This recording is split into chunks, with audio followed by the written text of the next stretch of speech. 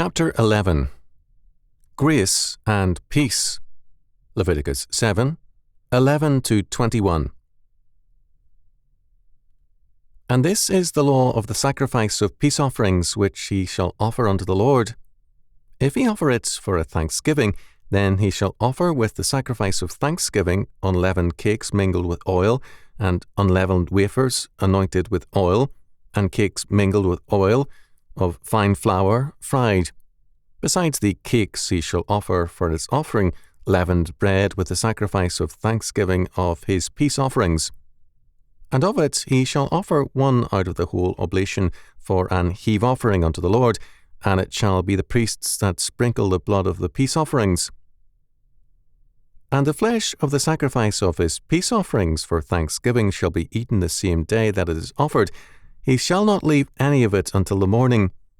But if the sacrifice of his offering be a vow, or a voluntary offering, it shall be eaten the same day that he offereth his sacrifice, and on the morrow also the remainder of it shall be eaten.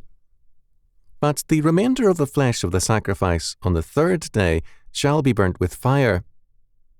And if any of the flesh of the sacrifice of his peace offerings be eaten at all on the third day, it shall not be accepted, neither shall it be imputed unto him that offereth it. It shall be an abomination, and the soul that eateth of it shall bear his iniquity. And the flesh that toucheth any unclean thing shall not be eaten. It shall be burnt with fire, and as for the flesh, all that be clean shall eat thereof. But the soul that eateth of the flesh of the sacrifice of peace offerings that pertain unto the Lord, having his uncleanness upon him, even that soul shall be cut off from his people. Moreover, the soul that shall touch any unclean thing, as the uncleanness of man, or any unclean beast, or any abominable unclean thing, and eat of the flesh of the sacrifice of peace offerings, which pertain unto the Lord, even that soul shall be cut off from his people. Leviticus 7, 11 to 21. A question which needs to be asked when we come to the peace offerings is this: why were they necessary? Given the various sacrifices requiring atonement and restitution, was not peace gained by them? Why a further offering for peace? Before answering this question, the basic aspects of this offering need to be cited in brief. 3 kinds of peace offerings are cited. First, some are praise or thank offerings, verses 12 to 15. Second, there are the votive offerings. These are made to fulfill a vow or promise made to God during a time of need. Third, there are the free will offerings, verse 16 following. The votive and free will offerings are also cited together in Leviticus 22:21, Numbers 15:3, and Deuteronomy 12:6 and 7. The free will offering was one of gratitude, 2 Chronicles 31:14, 35:8 and 9, Psalm 54:6. It was common at the great feast at the temple. In the case of a free will offering, a perfect animal was not required, Leviticus 22:23. A grain offering was to accompany the votive offering and the free will offering, Numbers 15:3 and 4.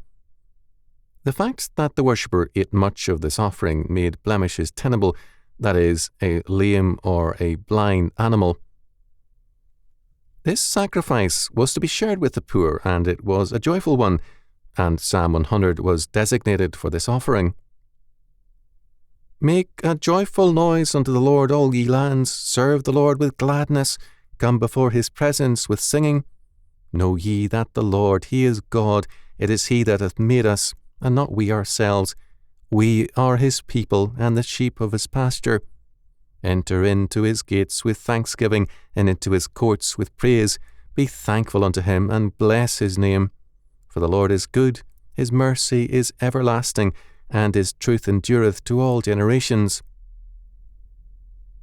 The Church took over the use of this psalm for thanksgiving, and it appears, for example, in the Book of Common Prayer as Jubilate Deo, in morning prayer.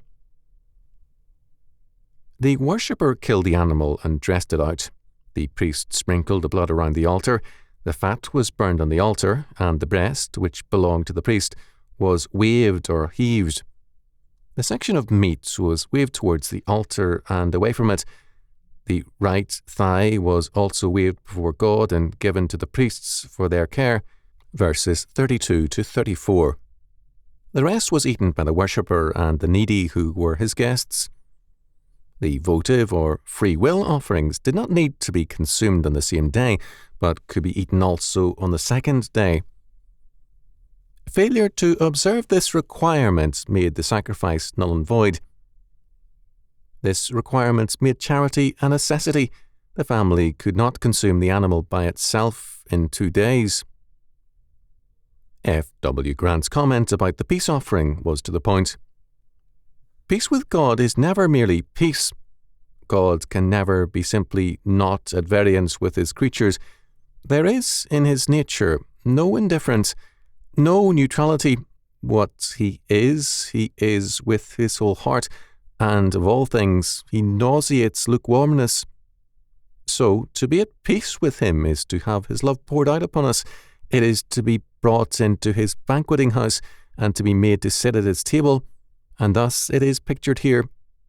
The peace offering is the only one in which the offerer himself partakes of his own offering, and this partaking shows him not only brought into a place of acceptance, but in heart reconciled and brought nigh. That which has satisfied God satisfies him also. Peace has become communion. This offering is also called a praise offering. Psalm 119:108 refers to it as a state of mind and heart, as well as an offering. Accept, I beseech thee, the freewill offerings of my mouth, O Lord, and teach me thy judgments. Hebrews 13:15 and 16 speaks also of this sacrifice and its meaning. By him, therefore, let us offer the sacrifice of praise to God continually, that is, the fruit of our lips, giving thanks to his name. But to do good and to communicate forget not, for with such sacrifices God is well pleased. In other words, peace with God presupposes the atonement and then requires praise and thanksgiving from us, together with doing good towards one another. The Berkeley version renders Hebrews 13:16 thus: Do not forget the benevolences and contributions, for with such sacrifices God is well pleased. In verse 19 we see the double aspect of the required holiness.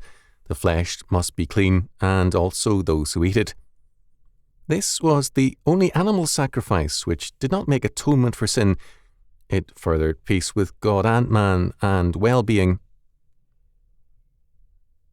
We can now return to our original question. Since atonement brought peace with God, why were continuing offerings necessary to maintain it? There was no insufficiency whatsoever in the atonement. Restitution towards man certainly furthered peace in the community. Why then a further offering for peace? Hebrews has much to say about the meaning of the sacrificial system, and it concludes its comments by declaring, Wherefore, we, receiving a kingdom which cannot be moved, let us have grace whereby we may serve God acceptably with reverence and godly fear. For our God is a consuming fire. Hebrews 12:28 and 29. We are here told, first, that we are heirs of an unshakable kingdom. Second, that to serve God acceptably with reverence and godly fear, we must have grace. Third, the kingdom shall stand forever in all its power and glory, but we face the judgment of God, who is a consuming fire. The peace offering serves constantly to remind the worshipper of his need for grace. The praise of Psalm 100 celebrates God's grace and care. Louis XIV, after the fearful defeat of his army at Ramy, said, God seems to have forgotten all I have done for him. Men are ready to affirm salvation by grace and then to believe that they have now merited various blessings. Men and women marry, feeling at first privileged to have one another, and then their lives become one of expectations and demands. They expect to be loved rather than loving. Men feel elated at getting a prized position. but are then resentful that they are not showered with advantages for doing their work. The economy of our lives shifts easily from grace to expectations. Since man's original sin is to believe that he can be his own God and his own source of law and order, Genesis 3:5, all men readily forget grace and live in terms of their expectations of God and man. The peace offering and the many psalms which echo it requires us to live in gratitude towards God and in community with one another.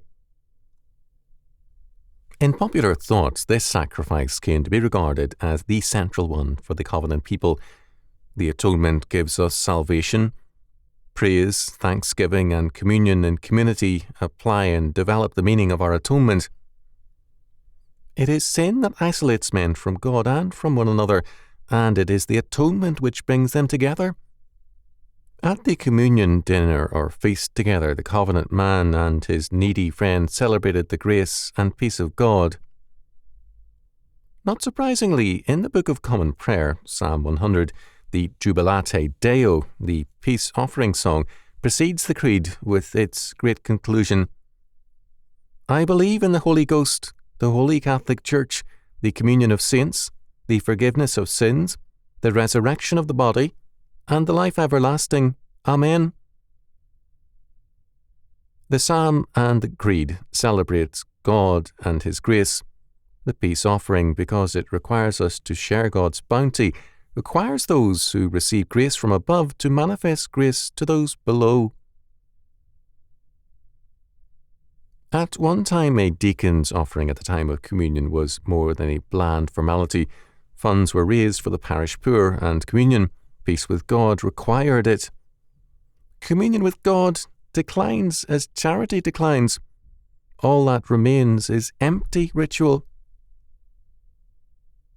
Ritual is basic to life because it requires us to enact our faith, to relate faith to life. The Christian calendar, with its holy days, once governed life. Earlier in this century, almost all that remained of it was Good Friday, Easter, Thanksgiving, and Christmas, followed by New Year's Eve prayer services. Now these are largely secularized. The civil calendar then had Washington's birthday to honor the founding father, Memorial Day, the 4th of July, and later Armistice Day. These were observed by schools, civic leaders, and churches in public ceremonies which have now virtually disappeared. The civil holidays now have little of civil allegiance to them. They are occasions for play because of a long weekend. The only civil day of note is April the 15th, Income Tax Day. Individuals and business firms organize their year in terms of it.